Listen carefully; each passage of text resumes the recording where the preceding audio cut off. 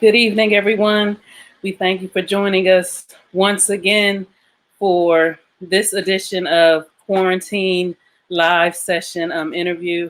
We're so grateful and we thank you for joining us on this evening.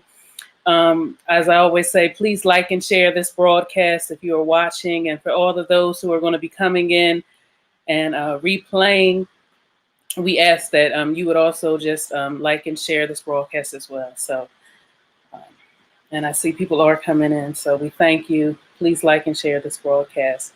As we always state, that this platform exists to seeks to encourage and uplift people who are listening, and all of our guests have done just that on this platform. And I don't think that tonight is going to be any different. So I want to get right into it without further ado. I want to introduce someone that I have known my entire life, and she's always been a blessing to me, and I'm so grateful that she is here with us on tonight. And I'm going to bring her in without further ado, and that is none other than Minister Tracy Ross. God bless you on tonight. Hey, God bless, Corey. Thanks for having me. Can you hear me? Can you hear me? Okay. Yeah. So wherever you are, you can just give a round of applause in your living room, wherever you are viewing this, for Minister Tracy Ross, as she is here with us on this evening. Thank you so much for being with us on tonight. Thank you for having me, Corey. Okay. And so, as I said, that WOW Ministries seeks and serves to uplift and encourage, equip, empower, and encourage those through the Word of God. And we see that's exactly what you do and what your platform serves as also. And so we just want to take that time to just thank you. And so once again, if you're just tuning in, please like and share this broadcast. And so when we get started on this platform, we like to just open up with some icebreakers, because I can't assume that everybody knows our guest on here. And so we just want to start with some icebreakers as we go into this session. So I'm going to start, and I'm just going to ask, are you an early bird or a night owl?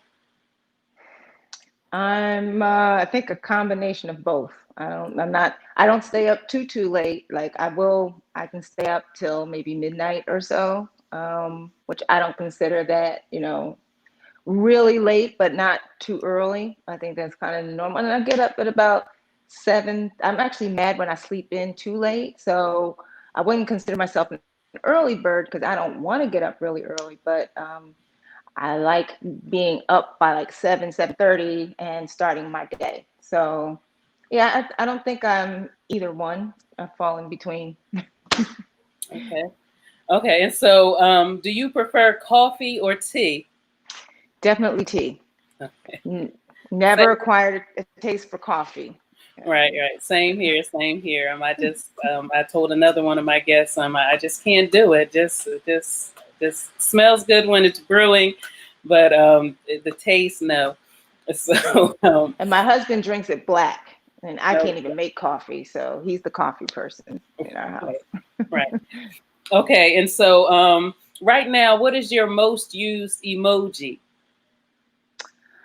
Oh, okay, good question. Probably a heart. I think it's probably a heart, either a heart or the okay symbol, depending on what I'm doing, whether it's social media or a private texting, chat, whatever. So. Okay. And can you live without your smartphone for 24 hours? I definitely could. Don't want to, but I could, especially on vacation. If I'm away, I really don't want to be interrupted. But yeah, I could do it for 24 hours. Okay. Yeah. I haven't. I would want to venture to say, because I haven't tried that yet, but I've gone without it for just a brief period, and it did not work well for me. So I want to venture to say that I probably couldn't do it, but and so our last. Go Yeah, I ahead. hope I can. Let me modify that. I hope I can. Oh, I'm pretty sure I can, but I've never tried it, so who knows? But okay. And so, on our last icebreaker, if you had to eat one meal every day for the rest of your life, what would it be? oh, that changes so often. I have a very limited palate, so let me just preface this with that. I don't do fancy foods. There's only a certain amount of food that I like. And probably my favorite meal, though, to cook and to eat is fried pork chops and rice and gravy. So I I could use that. I could go for that right now. Yeah, that's Okay, so probably you my said that's favorite. something you have to eat that every day for the rest of your life. Oh, yeah. That would not be wise, would it? I had to eat something for the rest of my life. See, I didn't think about it that way. No. I was just thinking about what my favorite exact meal was. Um, ooh, I'd say the collard greens I got out of my garden the other day. Okay. Okay. I could probably eat those for the rest of my life. Um, Okay. All right. I haven't decided mine yet, but well, that's not fair. but but we're asking you that. I So know. okay, so these are just the little few things to start us off, so our viewers can get to know a little bit more detail about who Minister Tracy Ross is. So as we go forward, Michelle Obama, in her recent documentary "Becoming," she prefaces in that book, in that documentary, that she says that everybody has a story, and she said it's people's story that inspire them. And she says that more so often that we're often concerned with statistics rather than story. And so we asked you on tonight, what is your story? You know, we know so many things are accredited to you. We know that, you know, you have degrees, you have so many things that are rightfully so, you know, that you've earned. But at the end of the day, nobody cares about your degrees. Nobody. They want to know your story and who are you. So can you share with us your story? Wow, you didn't ease into this at all, Corey. Wow.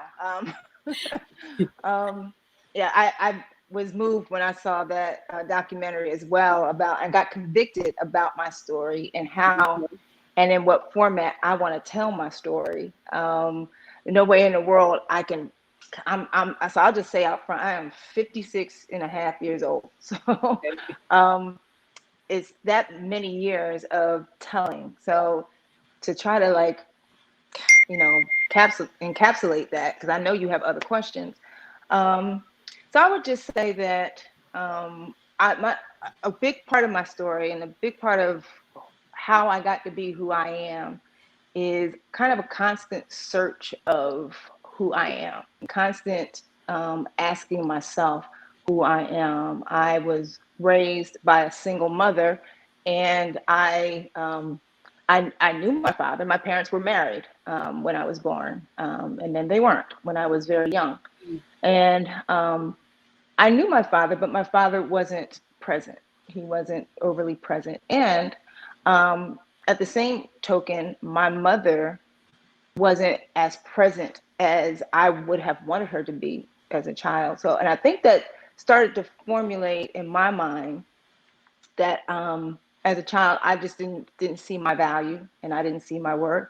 So I kind of defined myself in such a way that if I could just be a good girl, if I could just make people like me, I could I could feel what I was craving. That need to notice that my presence matters, that I have worth. And so just for many years, probably the first 2 decades of my life, I spent just trying to get that out of people. And I wouldn't say it stopped in those 2 decades, but in those 2 decades, I didn't really know the legitimate source of that hunger and that need. Um, I was baptized at the age of 10. I knew the story of Jesus Christ. I knew that he died. I knew the gospel, but I didn't understand relationship. And so I think my story is really about a search and a longing for that ultimate relationship.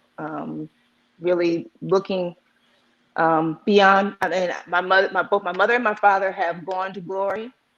I love them both. Um, but I really, as a full-fledged adult, say in my 30s and 40s, came to understand that God never intended for them to give me the things that I really sought and needed. And so, as my relationship in Christ grew, so did my confidence, so did my acceptance of certain situations, so did my appreciation for the gifts and the talents that he's given me and abilities that he's given me, appreciation for other relationships.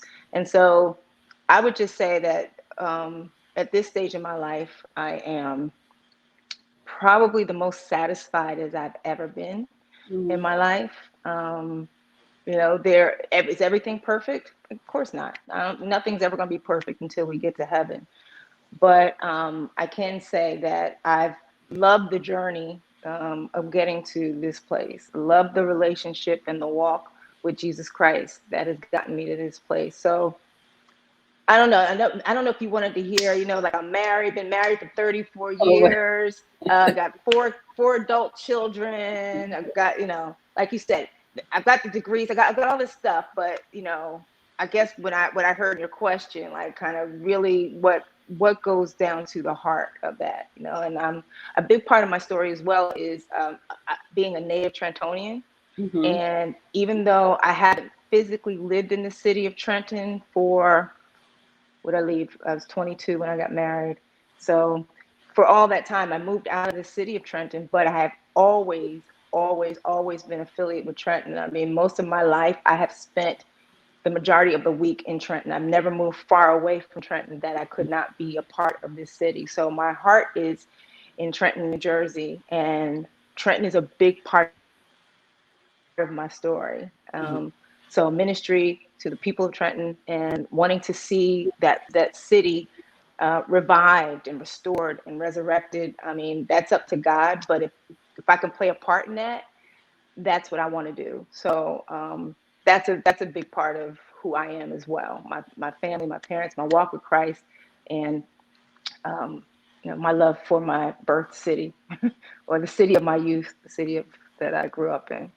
Okay. So. Well, that's an awesome story to share with us in just such a short time. And so, with that, knowing who you are, we've posed this question in different ways depending upon who our guests are.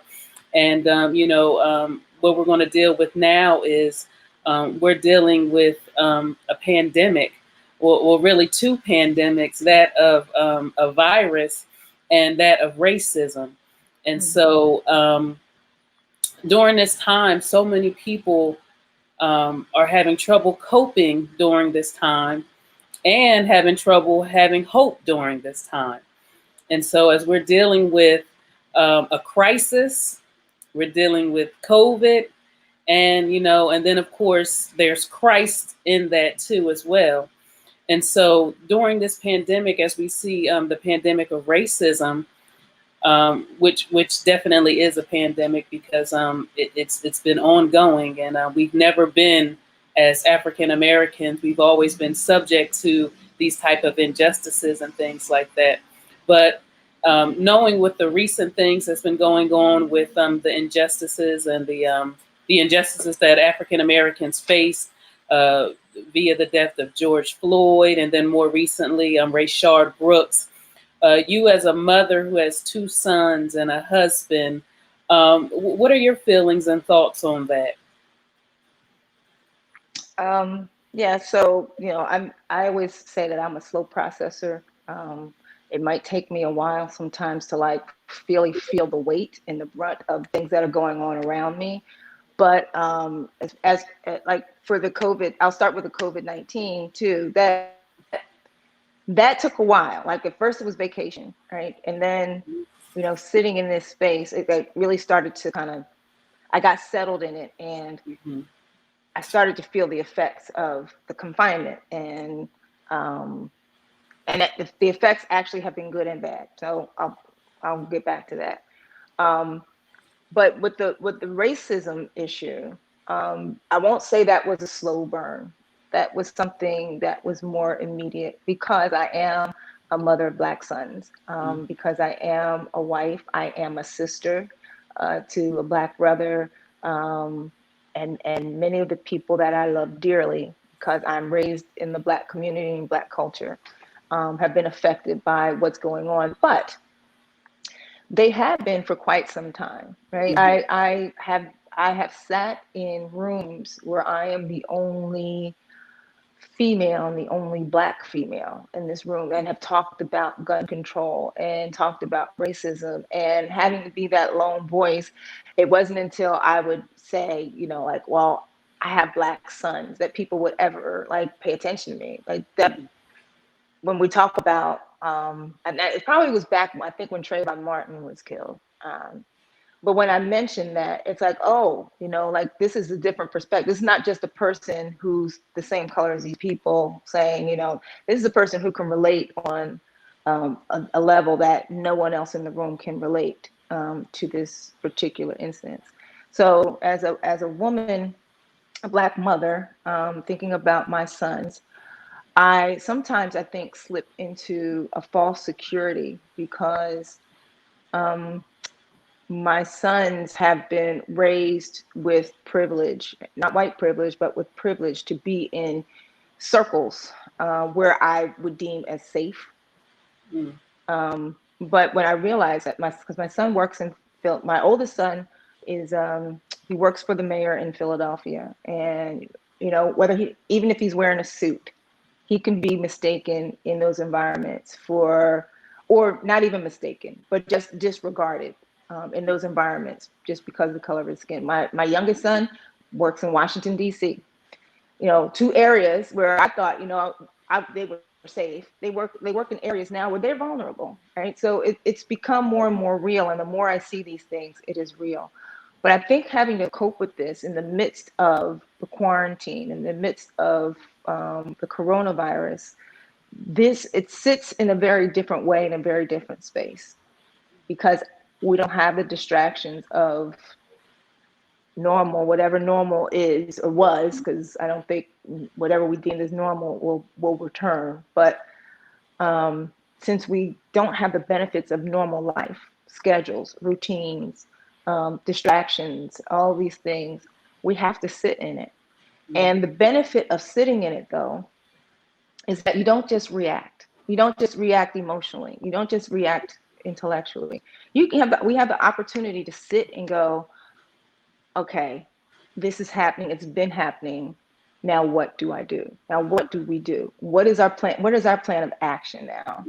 And I think that's to our benefit. Like, it's to our benefit that these things happen during this time. They happen because of this time, I believe. They also happen during this time because God's timing is perfect, first of all. And so now we have the opportunity to look at something that God has allowed. Right? God did not ordain racism. He did not set up racism. But it's an injustice that God never was satisfied with. And God knew best how to deal with this injustice, in my opinion. He allowed it to happen at a time where people can't ignore what's going on. When I say people like myself who thought, we could try to kind of put it out of our minds, but also people who are not Black people, people of other races and other backgrounds have to watch it, and they have to eat it whole, whether or not they want to. So, I think that it's when I look at all of it, whether it's COVID, whether it's the racial or what's the euphemistic word, the civil unrest that we have going on in our country right now. This is my personality. I look for the hope. I can be upset about it. I can be angry about it.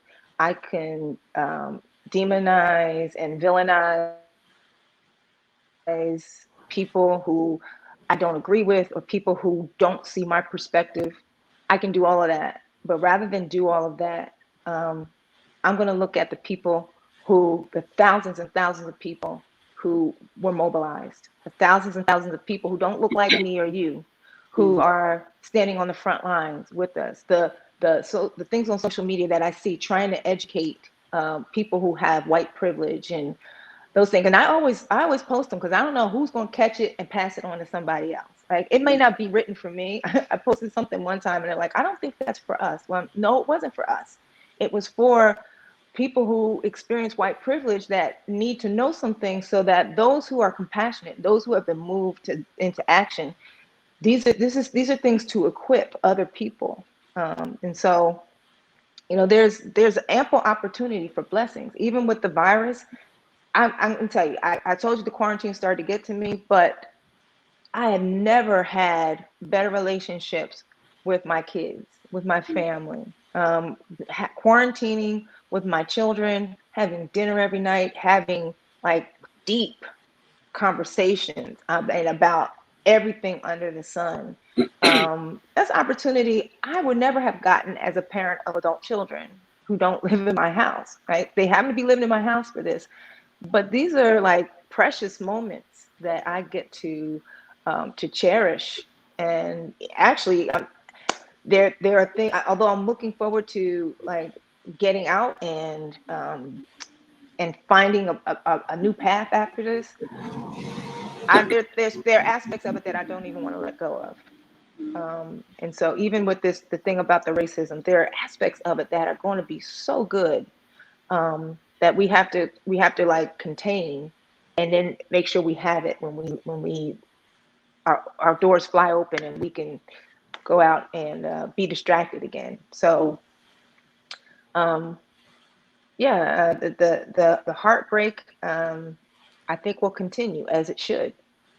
Our hearts should be broken every time we see this. We should be righteously angered by every incidence of violence against a human being strictly because of the color of their skin. And even addressing the systemic issues, we've been very quiet about mass incarceration and other things that, when I say we, I say my generation. And I take a lot of responsibility for what has not happened. I was born in 1963, right? The year that Kennedy was killed. And I was 5 years old when Dr. King was killed. Like I was,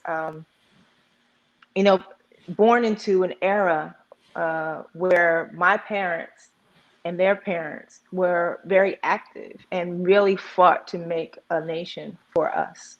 And I think that my generation very much dropped the ball for leadership. And that's just my opinion. I'm sure that people can come up with leaders and what have you. But I don't think we prepared even the millennial generation to take that banner and run with it. But I'm grateful for this time so that millennials, Zoomers, that even my own generation, we can do a mea culpa, our bad, and we need to like pick up a banner and get into the fray. So I'm excited and motivated by all of this stuff. Okay. And so, and in Dr. Martin Luther King's book, he in his book, Where Do We Go From Here? Chaos or Community? And even as his daughter, Bernice King, talked at the funeral of Rayshard Brooks today, she prefaced that book. But in that book, Martin Luther King, what he tries to purport in that book is that he tries to offer hope for the African Americans, in the midst of everything that we have to go through. At the end of that book, he tries to say that there's still a glimmer, a ray of hope for us at the end of the day. And so you being a leader, and I believe that hope is the possibility that things can change and that things will change. But, we see now with some leadership in high places that they have not offered any hope to the people that they're leading. And so that can cause a lot of confusion and chaos, as we see. But you as a leader, if you had to offer any type of hope to the people, what would that be?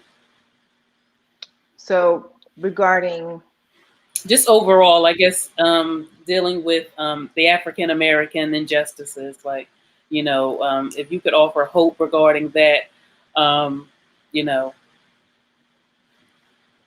Yeah. So the first thing that I think of when I think of hope is that I believe. So my hope is not in what I do. My hope is not necessarily in what others do. Right. I I have hope that they will move, mhm, but my ultimate hope is in a God of justice. mhm, So I believe that God is just as heartbroken and angry over all this stuff as we are, right? We are created in his image, and God's timing is perfect. Like, we want to tell God when he's supposed to move. Well, it looks like God is moving. So that's where I will put my, fix my eyes. That's where I will fix my hope, that it looks like God is moving and that people are yielding to be used as vessels, right? So as a believer, my ultimate hope is in the kingdom of God, right? yeah, That one day we're not going to have to worry about racial issues. We're not going to have to worry about disease. We're not going to, and I know some people who don't quite hold to everything that I do or understand, it can come off as pie in the sky. Like, you can now, I'm never ever saying ignore what goes on here, but let the hope that ultimately lies before us catapult you to do what you can do here and now. Like, the kingdom we have not obtained yet, right? mhm, That comes when Jesus comes back. But God gave us a piece of the kingdom. God gave us the Holy Spirit, right? And God's presence is here on earth in us as the believers. We are to be the hope, right? We are to actually be that hope and walk out the hope that we have in Christ, is to inspire us to be the source of hope. mhm, So one of the best things I think that has happened in this time is that the church has never been, or shouldn't say never, probably at least in my lifetime, or at least in my adulthood as a Christ follower, I've not seen the church disunited. Now, when I say disunited, I'm under no delusion that everybody is on the exact same page, but I do know, but I have seen some shifts. I mhm, have seen some shifts from the far right to toward the left in compassion, and I've seen some convictions. I've read article after article after article of church leaders just apologizing and being repentant for not standing up against this issue, for holding on to one or two biblical ideals and having that persuade their politics, right? So hope to me lies in that more and more people during this coronavirus have been more focused on relationship rather than the what the church was, which was a building where some folks met, and basically within that building you cater to each other. That's supposed to be a tiny aspect of the church. The church is supposed to be the light. The church is supposed to be God's presence here on earth. And so I have hope that the church can be fixed, that it can be righted, that it can get its act together. And when I look at a broken country, our country is very much divided along just about every line you can imagine. We can be the hope for that if, as a church, we can come together. And when I say we, I mean, the white evangelical church and the black church and the non-denominational church and the multi-generational church and the multi-ethnic church and all of those. And see, and just the fact that I can name all these different churches shows how divided we are. But sometimes it takes something as sinful and as evil as racism or oppression or to make the church whole, right? The church needs to be made whole. And I mhm, think I see glimmers of hope that the church can move in that direction. Will it accomplish that in my lifetime? Not so sure. But I think it can definitely move in that direction. And I would just say that as a Christian, it's hope is part of my DNA. mhm, So whenever I speak to someone, I don't care what the situation is, I hope I bring just a note of hope that God can and God will, because that's who God is. God can't not be a just God. God can't not do anything about justice. God has been working on this thing since we were put in ships from Africa. So when it gets fully righted, and I've said this before, I'm not so sure that racism will. In fact, I'm pretty sure racism in and of itself will never be eradicated before Jesus comes back. But we can have hope in this country to at least break down some of the systems that perpetuate it. And and we need to be motivated by the kingdom. We need to be motivated by kingdom building, not just because we think it's right or whatever, but because God says it's right. Right. So that's awesome. That's awesome. If you're just joining us, we're talking with Minister Tracy Ross, and we're talking about the pandemics that we've been facing with thus far, which is that of racism and COVID. We ask that you would like and share this broadcast if you were just joining us.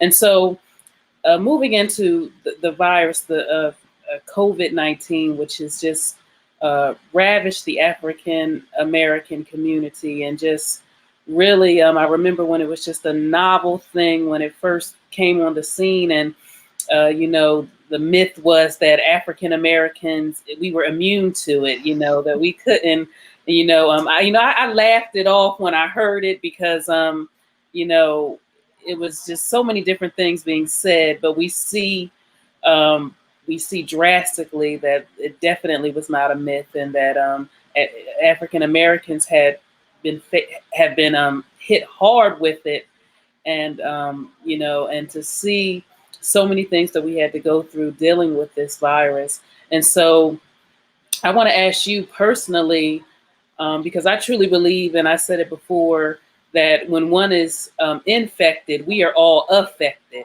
Whether or not I actually have the virus, or whether it's actually in my body. But when one of our brothers and sisters infected with us, I think we all were affected by just by them having it, because we saw what it could do to our ethnic group. But I want to ask you, have you been personally affected by COVID-19, or has the pandemic come close to home for you? I will say that it hasn't come as close to home for me as many people that I know. That I know there are people from that I've known, grown up with from church and other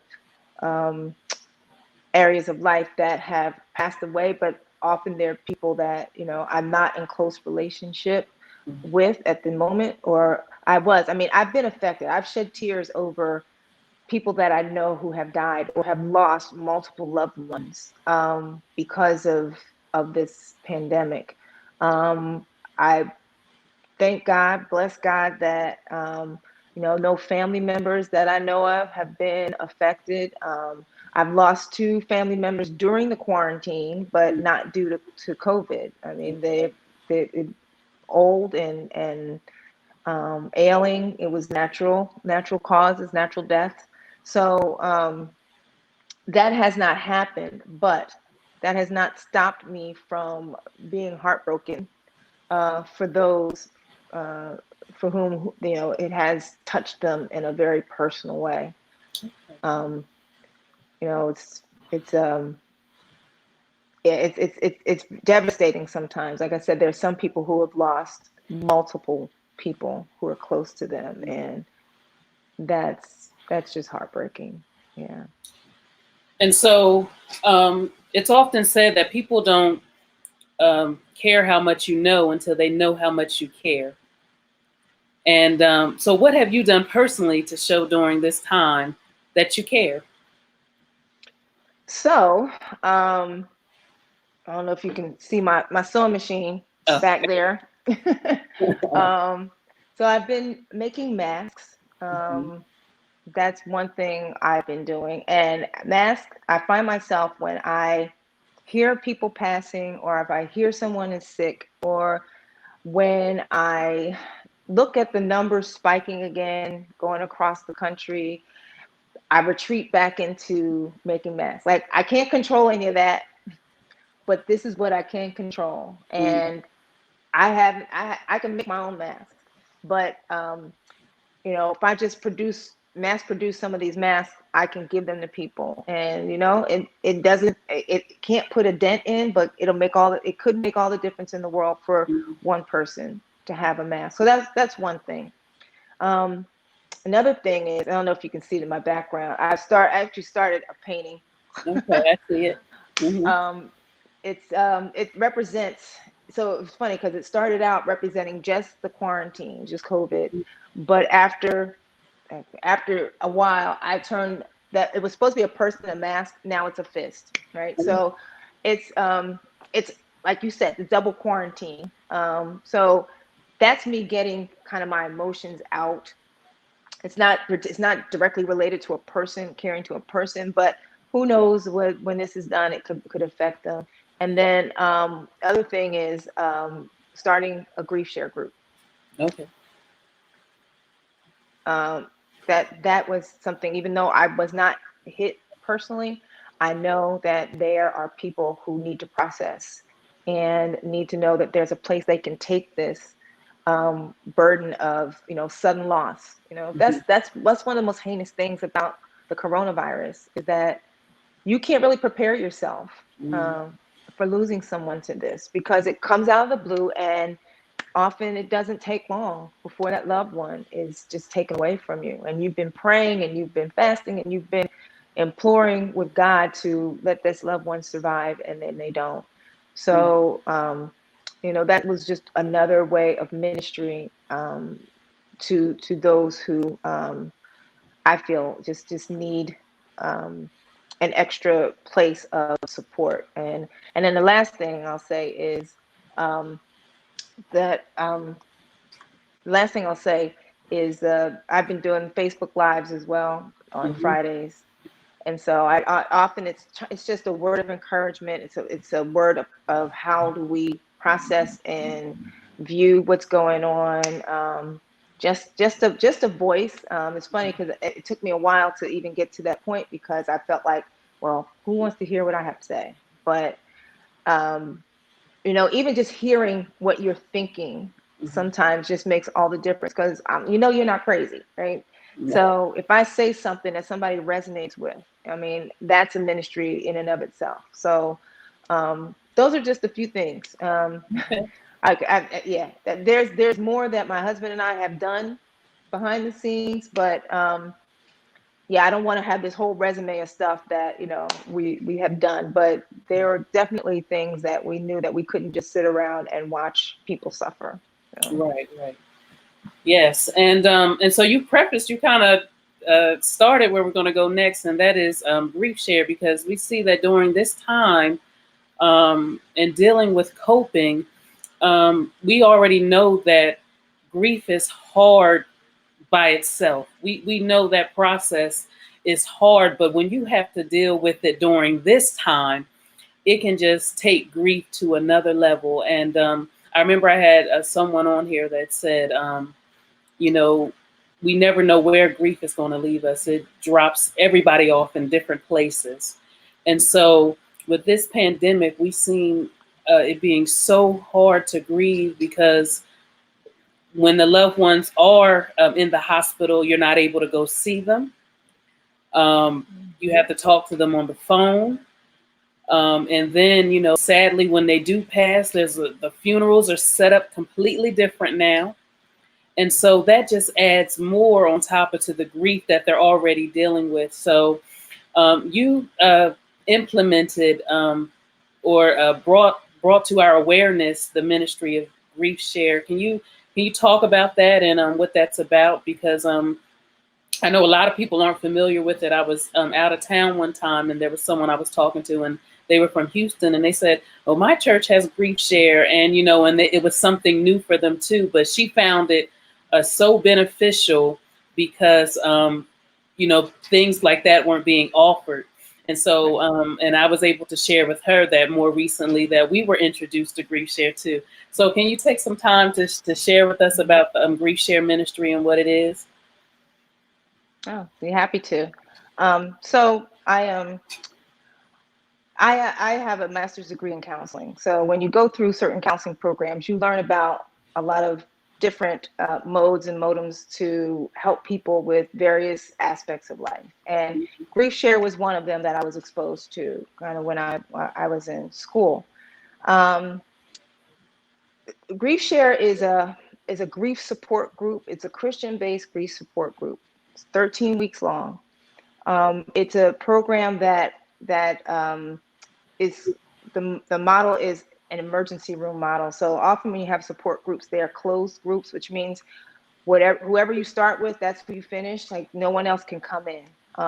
Grief Share is not like that. In the 13 weeks, you can come in week 11, week 12 if you want to, if you need to, because we can't predict when somebody's going to lose a loved one. So it's designed so that you can drop into a Grief Share group at any time during its 13-week cycle. And it runs in 13-week cycles. If you say come in at week 10, you can go back and pick up the next cycle and get sessions 1 through 9. So it's designed in that way to be available for you. I will say that I'm grateful that I knew about Grief Share because when my mother passed away in 2018, she passed away very quickly, in my estimation. She was diagnosed with cancer at the very end of January, almost in February, and she was gone by April 6th. So I had a hard time dealing with that because her illness came so suddenly. I was her caregiver. I had not been able to wrap my mind around the fact that I was losing my mother. And so when she was finally gone, I've told you I'm a slow processor. It was probably about June, the month of June, after she passed away, when I just started to feel a whole lot of anger and guilt. Angry that I didn't have a heads up, and I didn't have a heads up because my mother was very healthy. She was 90 years old, but very healthy, 90 years old, still driving, working out, going to going to parties, going to her sorority, doing all these things. Like she just had an active social life, active life at 90 years old because she was that healthy. And so this evil disease, cancer, just ravaged her in 4 months. And I was kind of angry with God for why did it have to happen that way, right? Why couldn't I have learned that she had cancer in January and I had a year to spend with her to process it and spend time with her and so I was just having a hard time about that time. So one of the churches nearby, not in Trenton, Central, which is it's a multicultural church outside of Trenton. I knew they had Grief Share. I've known it for a very long time. I had recommended people go there. I needed to go. And when I went there, I personally could see the benefits of participate. Like I had to see it for myself. I actually tried to start Grief Share prior to this, but things just didn't take off. Right? No one wanted to take on the responsibility, and I couldn't take on the responsibility at the time. So when I finished my Grief Share, I realized that in the Black community, we didn't have Grief Shares in our Black churches. We don't know about it. So as a member of a Black church, I decided, you know what, we need to have this. So I kind of just did it, right? We're going to have a Grief Share, set it up, trained a bunch of people, got it going, and prayerfully people benefited from it. I have since no longer at that church. So I'm at another church, Transformation Church, and during the pandemic, and I hadn't really done Grief Share again. My hope was when I left the previous church that the mantle would be taken up and run. That's why I trained all these people. That didn't happen, but I'm like, okay, because if they had Grief Share, I would have recommended that people go and participate in that Grief Share. So They didn't have one at that time. And so I started a grief share during this time. They have sent Shiloh Baptist Church, they now have a grief share, and they're not as far in as we are. So if anybody needs to, participate in a group, Shiloh Baptist Church has one on Zoom. It's probably a good time to jump in there if you need a group, a grief group. We have about 4 more sessions in my group. You can still join my group, but you may not get as much out of it as if you would join the other one. So, but you're welcome to do it. So here's what grief share is about. This is how it works. We have 3. It's divided into 3 segments. You have a video, you have a workbook, and you have a group discussion. And each one of those is really essential to the grief journey and the healing. And I would just encourage you to try it, right? If you don't like it, at least you tried. But rather than do nothing, I would say find a grief share group. You just go online to griefshare.org, griefshare.org, and it'll walk you through how to find a group that's near you. Because when the church is open, you probably want to find one near you, because when church is open, they may meet in person. Right now, we're all meeting by Zoom. But I would encourage anybody to join any of the grief shares near you. So in Trenton, we have at least 2 grief share groups that I know of. The one that I lead, and then the one that's at Shiloh Baptist Church. So I would just encourage you to participate if you need to. Okay. All right. Thank you. And I'm reading some of the comments, and Anna Reeves is thankful for grief share. And we have so many other people on here from Ohio and just all over across this country, so that they'll be able to, like you said, log on and find a grief share that's nearby them. So what would you say to people who are wrestling with questions of theodicy? And so when that deals with, I don't understand what God is doing, the why questions, and certainly during this time, we've seen so many of those type of questions, seeing how, I thank God that personally, COVID-19 hasn't affected anybody in my family, but I've had some people that I know and people that I were connected with to see them lose their lives to COVID-19. And, and it's like, well, God, where were you? Because it's like, we prayed for them and we did this, and and we saw you bring this person off the ventilator, and so we have that hope. And and I think this is where sometimes our view is obstructed, because when we have one of my guests I talked to on here about how theology shapes the lens of how we look at what's going on through this pandemic. But for us to have those why questions, what would be your answer to that?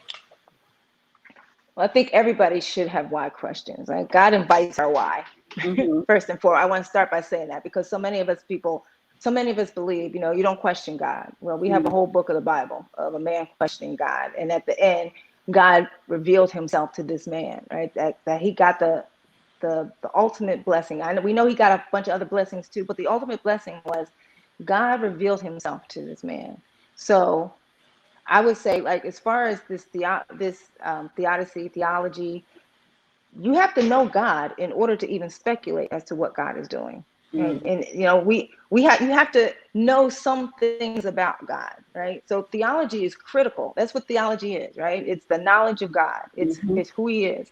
And like I said before, I talk about hope during a time of racial injustice. Well, God's a just God, right? So when I think about what God is doing and why people are losing their loved ones, it's not that necessarily that God is taking them, even though they are his to take.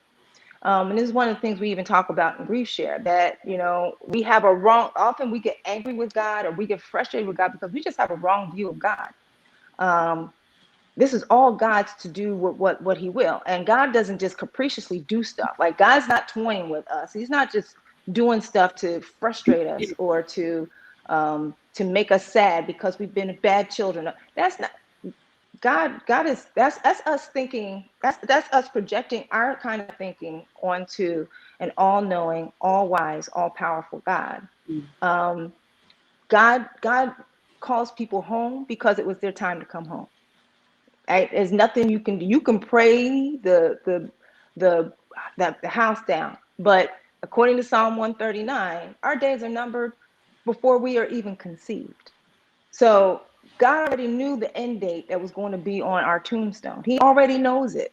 And it's just during this pandemic that a lot of people have had their time already designated. Right? If we pray and ask God to save someone who's sick and God does it, it's because that time, their time was not yet So, uh, and I have to arrived. go. um, Good. I hear what you're saying, but most people would look at the situation with like George Floyd.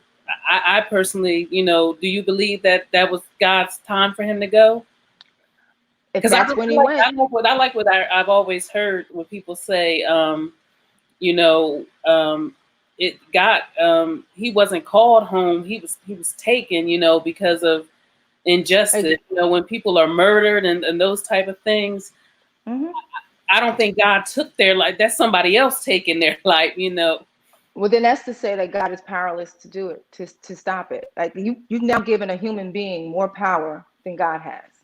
Right? That's not the God I know. God is an all powerful God. He is an omnipotent God.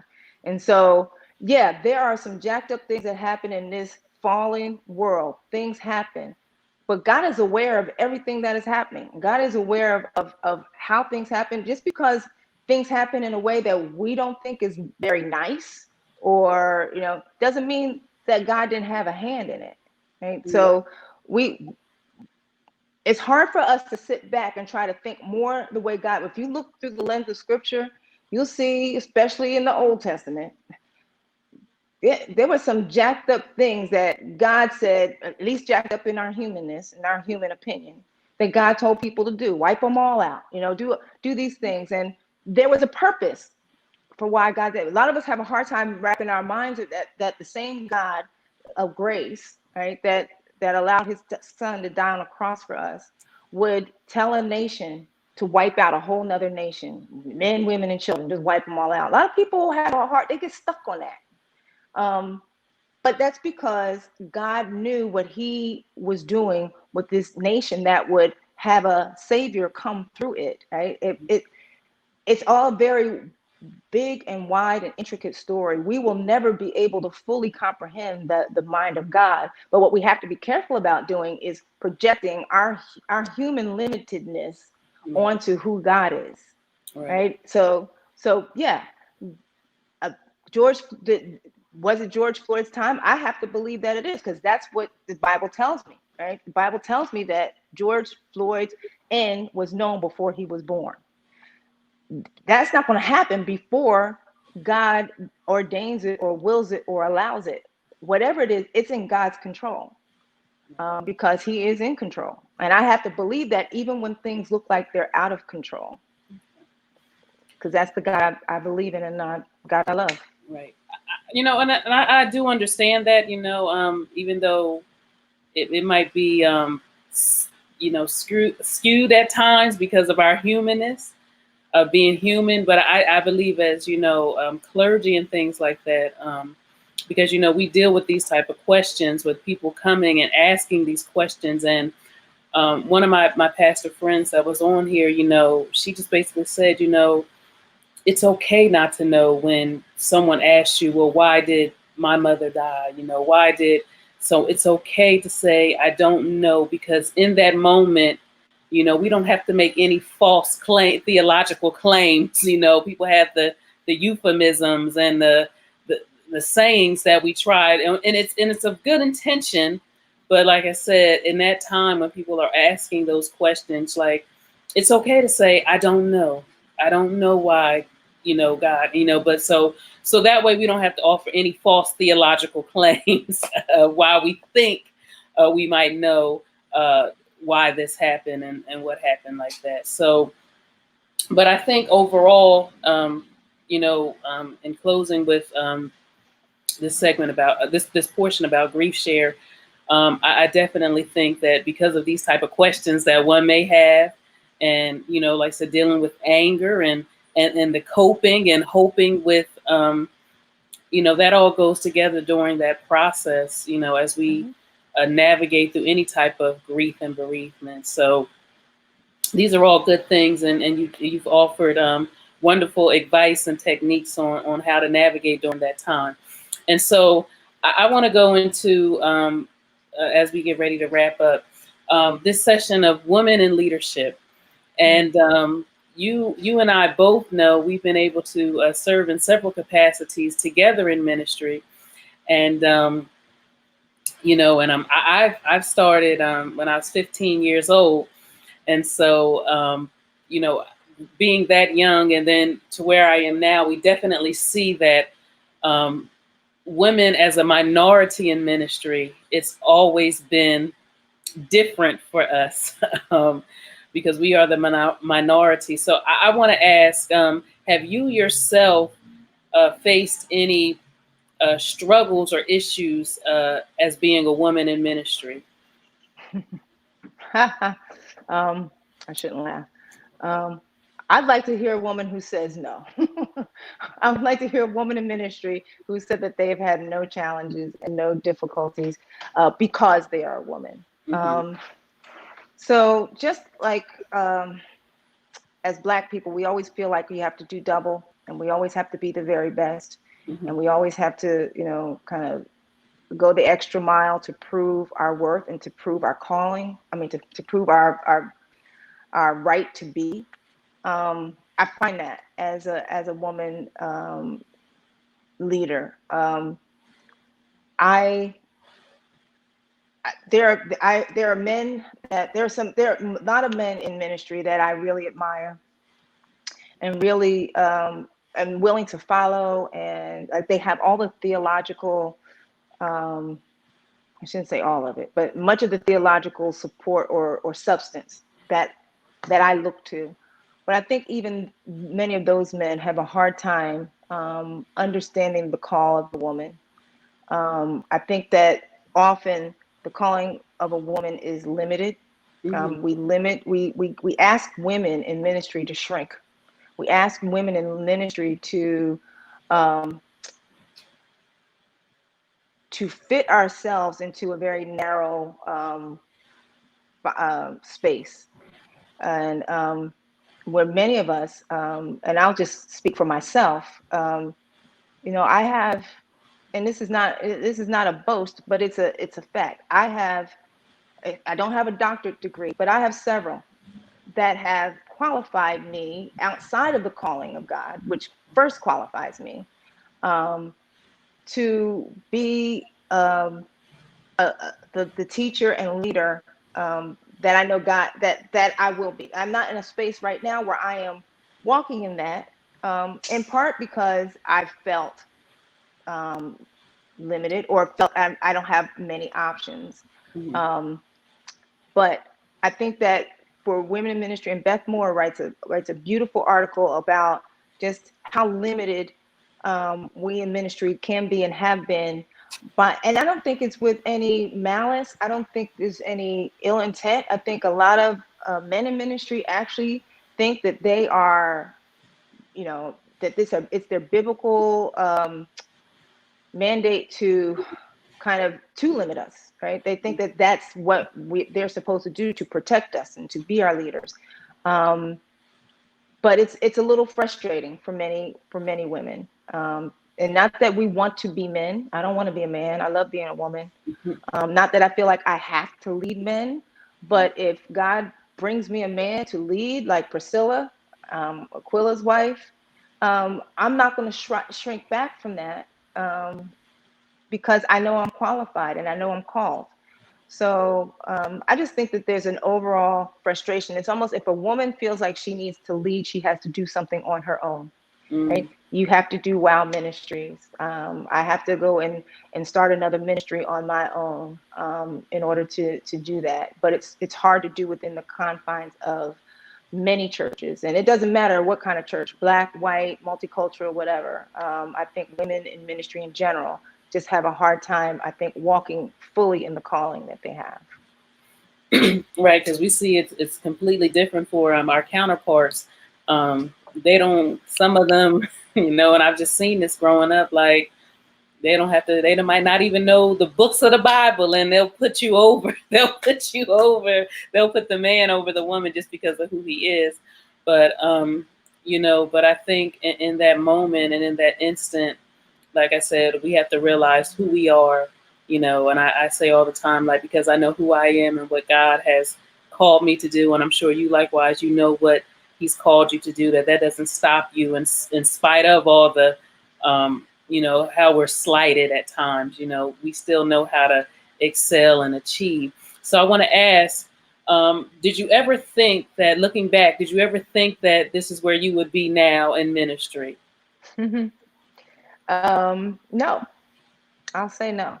I think that was everybody's answer to that question. They all said no, looking back and then thinking about now. So because our all-wise God knows better than to even give us a glimpse, because we would probably say no. But no, I can say that my ministry has taken so many different iterations. I've probably thought at least 3 different iterations of what my ministry would look like at this stage of my life.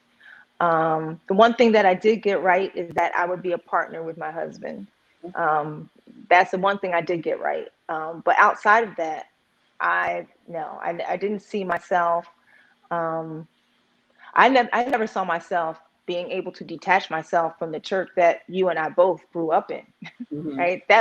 I thought ministry was going to be there until I died. So just that in and of itself, which is not, and hasn't been that long ago since I have kind of gone my own way. So that in of itself, just very different than what I had imagined. So yeah. And I often say, because like I said, I think when I was 15, I kind of had an idea of what I wanted to do in ministry. So I don't think it's wrong for somebody to aspire where they want to be. There's some people that said, I want to be the preacher. I want to be the teacher or whatnot. I don't think there's anything wrong with aspiring. But like you said, because we're not God, he knows the plans that he has for us. And most likely, more so than often, they're different than what we had in mind. Yeah. And so, but with that, and so can you give us a moment for you, a moment in ministry, a ministry moment that you might never forget, where God has used you, or just something powerful and awesome that you'll never forget? Oof. Yeah, wow. There's a few of those. You can just give us one. Let me, I guess, because I do a lot of counseling. Well, not a lot. I don't do a lot anymore. But I do still counsel on occasion. I don't put it out there because that's not my main thing. It's part of what I do. But seeing just how I've seen broken marriages completely restored. That those are the that like God moments. Like, you are a God of resurrection. Like, you are a God who redeems. You are a God of, and for me to have yielded myself in those situations, and God to have used me, that makes it so worth it. Even though it's hard to hear people's problems. It's hard to want to have wise counsel. I mean, not hard to want to have it. It's hard to have the wise counsel sometimes, because you got to separate your stuff from somebody else's stuff. You want to make sure that you are scriptural in how you advise people. There's a big responsibility with that. But when I let God have it and I let him do it, then he shows me, look at what I can do if you just let me, right? But you just let me move through you. So I would say that's probably one of the, I mean, like I said, there's several, but I think that's one of the things that I look back on. And one marriage in particular I'm thinking about that marriage could have just been dead if they had not had an intervention. And it's been years now, and I would say it's thriving. And not thriving because of me, thriving because God has sustained them. But God used me in that instance to be the pivotal time at a pivotal time. So, yeah. Okay, that's awesome. And so as we wrap up, and we'll just finish with this portion. A lot of times in ministry, particularly as women in ministry, mentorship is so important. And I know you've been a mentor to me and so many other people, but just talk about briefly, particularly for younger people coming along in ministry, how important is it for them to maybe have a mentor in ministry to kind of help them through the trajectory of where they want to be, and everybody doesn't want to be in ministry, but just on the path where they might want to be, whether it be career, they're career driven or ministry led, or, just different things. But how important is, as we are women in leadership and women in ministry, how important is mentorship? Very, it's of utmost importance, I think. I mean, we also in Christianese we say discipleship. It's something that we see walked out in the scriptures. We should always have somebody. It doesn't have to be even somebody who's older than you, but somebody who has been in the thing longer than you, right? That has experience, that they've gone before you in some way, somehow. It's always great to have somebody in your life, no matter what the aspect of life is, that has walked that road before you and can help you navigate the different pitfalls, that can also look back and encourage you to keep coming because they can testify that it's worth continuing on the journey. So I think that it's really, really important. I have a mentor or a person that's been discipling me for probably about 25 years now. When things are bothering me to this day, I go to her. Right? She's the person who gives me wise counsel, or even if not wise counsel, a person that I know who I can trust to sit there and sit in it with me, and that will prop me up at the end of whatever it is that I'm bringing to that person. So no, God didn't design us to go it alone. No. We should never be going it alone. We are designed for community. We're designed to sharpen each other's iron. We are designed to weep with each other and rejoice with each other. I think it's very important. And I think for those who go it alone, whether it's women mentoring women or men mentoring men, I've just seen evidence of people who have gone it alone that have just got blown so far off course that it's hard, if not impossible, to get back on the course. So I think that it's really important just to have somebody to hold your hand, set up guardrails, do whatever. But yeah, I would never recommend just going it by yourself, right? It's really important. Right. And I think the Bible is clear, particularly in the wisdom literature, two is better than one, and we're better together. We're better together. Absolutely. When we're unified. And so my last question, is there ever a time where you wanted to give up and just call it quits? Yes, but they've been very brief. Right. There have been times, because I've had, probably within the last 10 years or so, had some very, very frustrating times. And where the enemy probably whispered in my mind, it's just easier to not do this. It's just easier to choose something else to do. But they don't normally last long, because the Spirit won't let me sit back and do nothing. The Spirit won't let me just not care about the advancement of the kingdom of God. It's not about me. And the Spirit is quick to convict me that it's not about me. So I've had them, and probably will continue to have them. But I doubt that they will last very long. It's like fire shut up in my bones, right? It's I can't not do what I'm doing because I love God that much. Right. So Right, and that's awesome. And like I said, when we realize that it's not about us, and that we have um, other people that are looking to us, Mhm. and they're looking at us, and if we, fall out or do whatever, we're not a strong witness. So I think that it's important that we've all had these moments, but I do believe because of what God has placed on the inside of us, His Holy Spirit, but more important, what the work that He's called us to do. We don't want to forsake Right. the work of our hands that is before us. So we thank you Mhm. for sharing that portion of advice with us. So I want to say, what's next for you as we're moving into the future and looking past this pandemic? What's next for Minister Tracy Ross? So what's next for me is a partnership with my husband. Mhm. We have, he's probably going to kill me because I don't know. We have just become incorporated. Um, it's called Cross Community Incorporated. And so not calling it a church.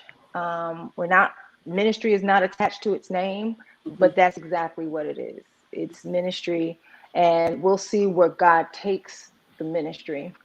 It's something that's very different. And as this quarantine has enabled us to be still and be still together, Mhm. um, we realize the vision that God has given us is very much in line with a lot of the things the church has discovered during the quarantine, that you don't have to have a church, that it's more about the impact and the light that you had in your community, in the place, in the realms, in the domains that God has given you.